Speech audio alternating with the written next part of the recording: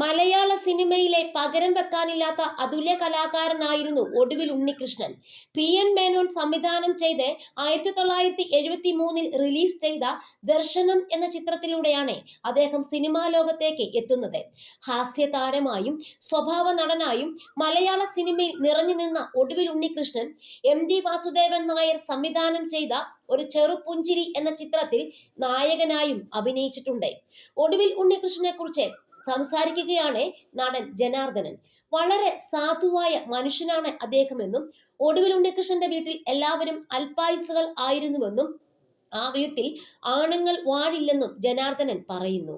അഭിനയിക്കുകയാണെന്ന് തോന്നാത്ത രീതിയിൽ അഭിനയിക്കുന്ന ആളാണ് അദ്ദേഹം എന്നും അദ്ദേഹത്തിന്റെ അഭിനയത്തോട് കൊതി തോന്നിപ്പോകാറുണ്ടെന്നും ജനാർദ്ദനൻ പറയുകയാണ്.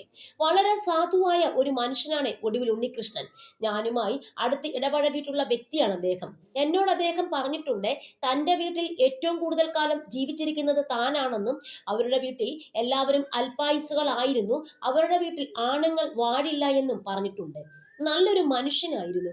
ഒരിടയ്ക്ക് ഞാൻ, ജയറാം, ഒടുവിൽ ഉണ്ണികൃഷ്ണൻ, ജഗതി, നരേന്ദ്രപ്രസാദ് എന്നിവർ ഒരു ടീം പോലെ 10-30 പടങ്ങൾ ചെയ്തിട്ടുണ്ട്. അഭിനയിക്കുകയാണെന്ന് തോന്നാത്ത രീതിയിൽ അഭിനയിക്കുന്ന വേറൊരു നടൻ മലയാളത്തിൽ ഉണ്ടോ എന്നറിയില്ല. വളരെ നാച്ചുറലായിട്ട് അഭിനയിക്കുന്ന വ്യക്തിയാണ് അദ്ദേഹം. കൊതി കിട്ടുന്ന അഭിനയം എന്ന് വേണമെങ്കിൽ പറയാം. അദ്ദേഹം നന്നായിട്ട് പാട്ടുപാടുകയും മൃദംഗം വായിക്കുകയും ഒക്കെ ചെയ്യുമായിരുന്നെന്ന് ജനാർദ്ദനൻ പറയുന്നു.